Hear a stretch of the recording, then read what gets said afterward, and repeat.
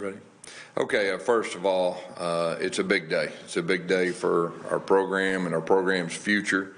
Real proud of our staff and the work that they did to get us to this point. I mean, we lost our two coordinators in the middle of last week, which is extremely tough to do and still have this kind of class. We signed one of the better classes in school history, if not the best class in school history. We had 5 state of Orlando signees. That was really a big focal point of keeping our top players home. I mean, this is one of the best areas in America to recruit football players, and just trying to make it popular for our top guys to stay home, and this class definitely did that. I'm very excited about that. 10 players from the state of Florida, and that's what we talked about when we first got here. We're going to recruit this state, and that's what we've done. So we're really excited about that. I'm just going to talk about the high school signees today. I'm going to wait until early January, right when we get back, as far as our transfers, which we've got some outstanding transfers, and we're still working on some with that. But overall, just real excited about today and the players we have. Starting out with Caven Call. He committed to me, I believe, Christmas of last year. I think he was our first commit and really the leader of the class. And he just stood firm, loyal, just outstanding old school football player is what he is. And I really appreciate him and his family. And he really led the class, especially early on. And he's going to be an outstanding player for us. Jonathan Klein, offensive lineman. You're talking about a guy that's an athlete. He is tough. Comes from a great program. He's a guy that Coach Hand had his eye on for a long time, and for us to get him, he's going to bring a lot of athleticism, a lot of toughness. So we're very excited about Jonathan. He's got a great family too. Keon Cox is a guy right from Phoenix City, Alabama, that I've been familiar with for a long time. A great program. This guy is an athlete. I mean, he is tall, he's long, very athletic, and very physical. He's got a bright future. Me and Coach Hand have been on him for a long time. He's one of our priorities and been recruiting him a long time, committed to us, I guess, yesterday. And so real excited about him. He's going to have a chance to be an outstanding player.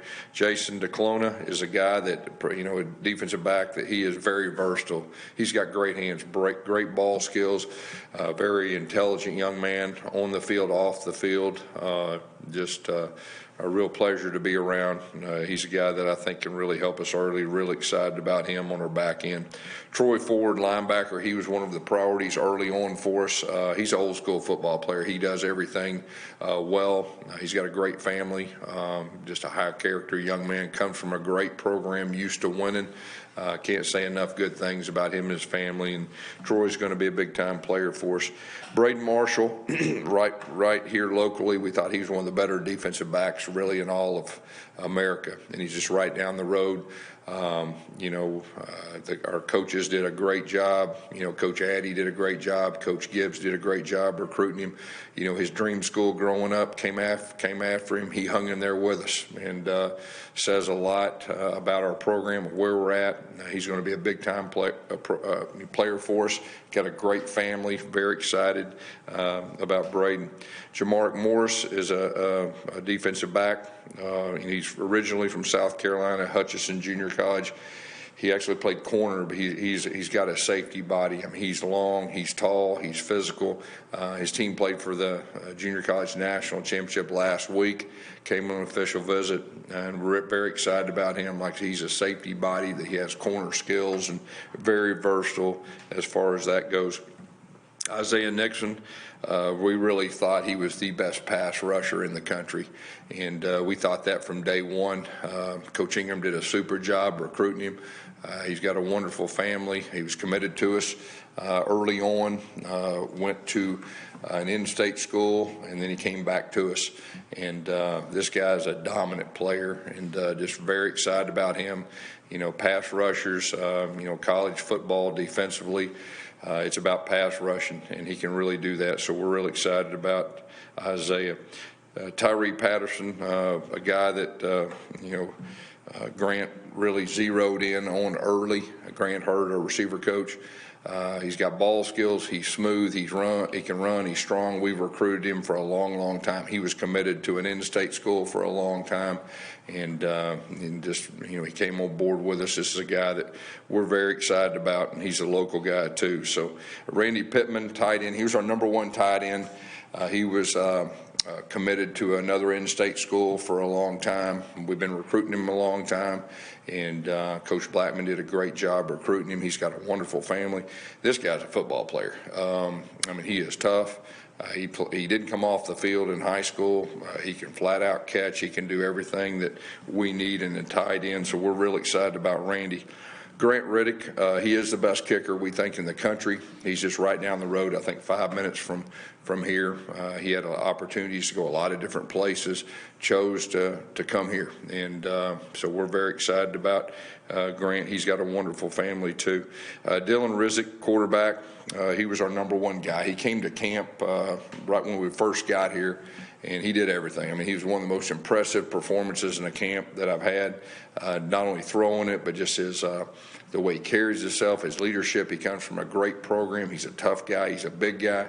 He's got a great arm. He can run very well, so we're very excited about him. He's got a wonderful family also. Andrew Rump, just a big athletic guy, and came on his official visit this last weekend. He's got a wonderful family. Coach Martin did a super job recruiting him. Comes from a really good program, too, so we're very excited about Andrew. And then, of course, John Walker. John Walker, I started recruiting him after his 8th grade year at my old school, and we kept recruiting him. We full court pressed him. Kenny Martin did a super job with him and his family. And, John's a program changer, I think. Just one of the better players. Not just I think he's the best defensive tackle in the country, but I think he's one of the better football players in the country. He's just right down the road. Could have went anywhere he wanted. There was some schools that just really came after him, like hard with a capital H, hard, and he hung in there with us. And this guy's going to be a great player for us. And like I said, he has a chance to be a program-changing type player. And the fact that a guy like that, stayed home, and it's going to be a lot easier, for the top players in the future to stay home with him. And you think about Braden and Caven and all that. So things are going great. You look at the class we had last year, and we've got some phenomenal players from last year, and a lot of them are local. Same thing combined with this, we're going the right direction. So it's a real exciting time right now for our program, especially going to the Big 12. Questions? Coach, you just mentioned the Big 12. You had the full year to recruit this class, knowing where you were going. They knew they'd be part of that inaugural Big 12 football team. How much did that aid you in this recruiting process? Yeah, it definitely helped. When we first got here, you heard quite a bit of the non-Power 5. I really like you, really like your program, like your coaches, but you're non-Power 5. So we heard that quite a bit. We didn't hear that, and that's a big thing. You said this a couple times. So-and-so was committed to an in-state program for a long time. Yeah. We were recruiting for a long time.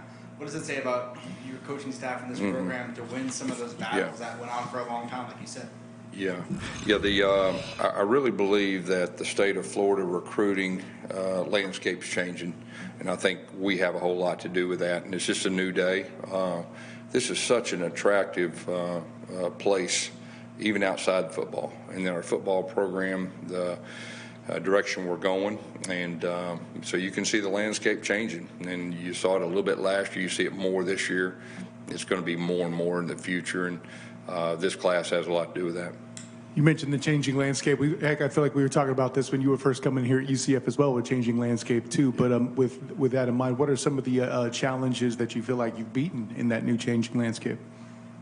Well, say it again.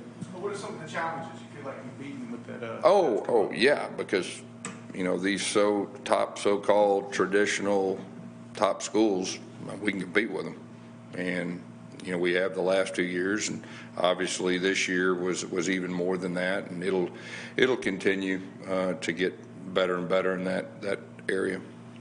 Two-part question on John Walker. The first, you mentioned the words program changer for him. in what ways do you think that can be true both on the field and off the field from a perception standpoint? Well, I mean, I've been blessed to coach, some really, really good defensive linemen, top 10 picks in the NFL draft and all that. And all I can tell you is skill set, he has a chance. And he is a wonderful person with great character, with a great family. He's got a chance. And then you have that side. Then you have the side of one of the top players in the country. Could have went anywhere. He chose to stay here. He chose to stay home against all kinds of variables, outside variables. And, we're in the NIL world. And he chose to stay here. And he was loyal. And, I just want our fan base just to understand how big this is and wrap their arms around him. And it's a really big deal. And the second part of it is, I guess he started practicing on Monday or was able to come out and start working with bowl practice. So what's been your immediate kind of on-field look at him, or immediate impressions? Yeah, he's everything I thought he'd be. In the back here, Gus, I wonder, just even from 10 or even 5 years ago, how much have things changed for the way this whole thing works now with NIL, the transfer portal, the time of year? What are your thoughts on how things have changed? Yeah, it's probably changed more in the last 2 years than probably, 20 years. I don't know. It changed more this year. It's a new age of college football with the one-time transfer, the NIL. I'm not sure, I'm not sure if anybody knows what the rules are right now. It's a free-for-all out there. It's unfortunate, but, it's a new age of college football, and so you gotta adapt, and we're adapting. You mentioned the free-for-all. I know a lot of that has to do with NIL collectives and whatnot. How much of a challenge was juggling that and talking to players about what or may not be out there for them? Yeah, we're going to work with honesty and integrity here. That's what we're going to do. But, I think everyone's learning. I think all coaches around college football are learning. And I think the recruits and recruits' parents are learning too. So we're just in a very unique time of college football and college football recruiting. In the back, obviously coaching changes, coordinator changes isn't something abnormal, but how do you have to change your approach in the final push to really lock in a recruit? That's that was pretty unique to lose both your coordinators last week before recruiting. A little stress when that, but I think that's really a tribute to our other coaches and the relationships that they have. And we recruit not just one guy, we recruit, collectively. And, for us to have this kind of class when you lose your offense coordinator and defense coordinator, it says a lot about our staff, and I'm real proud of those guys. Do you feel like high school recruiting, high school classes are important to building a program, or transfer portal more important? What do you think is more important, and do you feel like it kind of gets blurred? Well, I tell you, when I first got here, the commitment to keep our top players home, that hadn't changed, because that's the foundation that I believe that we can win a championship with. Each year, it's going to be different. How many players will we lose? Well, if you lose players, from a head coach's standpoint, you got we've got to have some veterans to come in and replace as these young guys are growing. And so I think each year that number could be different, but I am very committed to the high school recruits, specifically in the state of Orlando and the state of Florida, in building this thing the right way for long-term success. Coach, from a high school standpoint, is there a difference in visible ability, skill-wise, for a player that you would have gotten if you were still in the American versus one moving ahead to the Big 12? Yeah, I think anytime, these top players, they want to play big-time ball. They want to play in big-time games, and, that's important to them. And here we are now. And, we were in a different conference, and whether I like it or not, non-Power 5, it affects recruits. And so it was a factor, and we lost out on some really, really good recruits because of that. And this year we didn't. And so it'll get better and better because of that. You mentioned Isaiah Nixon's kind of being committed to you at one point and then not being committed to you. When did things maybe kind of turn, and what was maybe behind the way that all played out? Well, we recruited him, and we knew he liked us. And, recruiting can get confusing with everything is out there and all that. We knew he still liked us, and when he committed to the other school, we didn't let up, and we just stayed consistent and just showed him that, hey, you come here, you can do this and be one of the better, defensive players in college football. That's what we believe, and we stay consistent with that. Coach Ingram did a wonderful job with that, and that's how we won out on the end. When we've talked to these players, a lot of them committed last summer through the process. They always mentioned the relationships they had with the staff, the assistant coaches. They mentioned, Kenny Martin, Addison Williams, and a bunch of those guys. How important is that element? And can you just kind of talk about the role your assistants played in the recruitment of these players? Yeah, I believe in relationships, and we really try to take the business side out of college football and really develop true relationships with our players. And I really believe that our current players do a great job recruiting for us because of that, because we truly love and care about our players more than what they can do on the field. And so we're looking for the right type player. It's a two-way street recruiting. We don't recruit knuckleheads. Some teams will. We recruit the right fit for us, and these guys right here are outstanding young men. They have outstanding families and really good fit for us. But I'm real proud of our staff, and like I said, they did a super job with this class. You said Caven Call's been committed since last Christmas. It's 4 days till this Christmas. Yeah. You don't see that too often these days, do you? You really don't. And, he's a real football player. I mean, he's just old school, tough. And, he helped put this class together.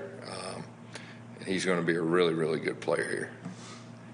Coach, for all the talk of recruiting, obviously bringing guys in, super important to the program, but also then you have guys that exist at the institution already that you need to talk to and keep communication with. What's kind of your philosophy to keep those guys in the building as well? Say that one more time. What's your philosophy to keep current players in the building as well? Yeah, I mean, that's really where it starts. Keeping your top players, here, because people actively recruit your players now. I mean, they actively recruit. And like I said, I'm not the rules and all that. I mean, players are getting recruited. And so I think it starts there, keeping your roster intact. And so we've definitely done that. Did you get any kick out of the reaction you got from the picture you posted about sandhill cranes and people trying to maybe read tea leaves about them? Yeah, I saw that. I was walking out of my truck and they were squawking and all that, so I just got my phone out and videoed it. And then today I went out there and there's a big white bird on top of my truck, so I'm really not sure what's going on with that. But there's a lot of wildlife right outside my office, so I think that's pretty cool. Yeah, that's a good omen, I guess. Less fun question, I guess, compared to that. But talk about John Walker, early enrollee starting January. What is the benefit of a player like him or some of the other guys who are starting in January to already get going while bowl season is going on right now? I think two things. To get here and get used to the college life and the college routine, and then 15 practices, of college football, which is different. This development, it really helps them on the fast track and helps us too, from a coach's standpoint.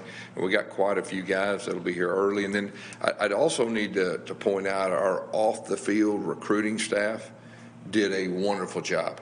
And that's a group that doesn't get enough credit. And they did a wonderful job, led by Andrew Blaylock and his team.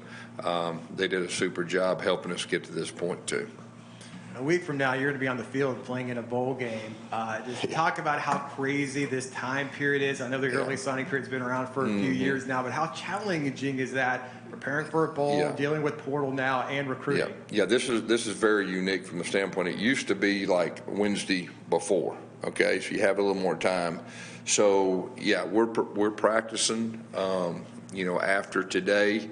We'll fully put our attention into the bowl, and we're playing a very good Duke team. And I've already talked about 10 wins is very, very important for our program and momentum, and we're playing a really good team. So we'll have to do a great job of that. But I will say this, our players, it's been really good energy in practice. And, they're excited about this bowl game. And I've said that before, that's half the battle to bowl games. How excited your team's going to be. You see it every week, with that. There's 14 guys in here. Do you expect any more activity before the end of the day? It's possible. We'll see what happens. It is possible.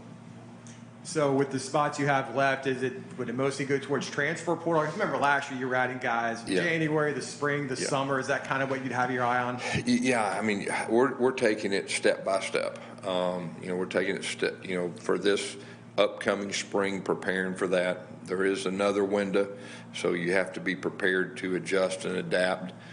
And like I said, I think everyone's learning with the new routine, the new schedule, the new rules.